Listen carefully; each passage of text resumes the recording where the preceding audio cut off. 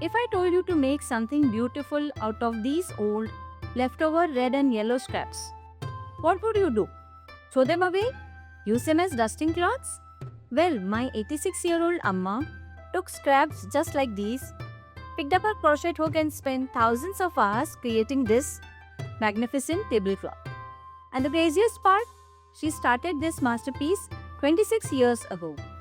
Welcome back to Nani Creates. Namaste.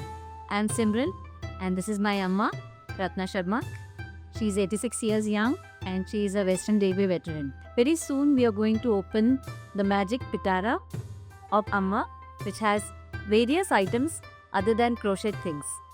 Today Amma is showing us that true art doesn't expire. Zero waste living isn't a new trend. It's our Indian heritage. Amma, please tell our viewers about the patches. I had this white thread.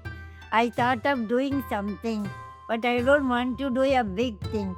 So I started doing a small coil. Those coils I made about 100. Then I thought of joining. But I said I won't join with the thread. I will do something else. Now let's hear about the second masterpiece, which is the tablecloth, the story which Amma is going to tell us. I made this tablecloth about 26 years back.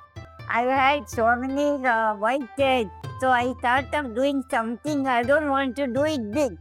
So I started doing small squares. I made about 100.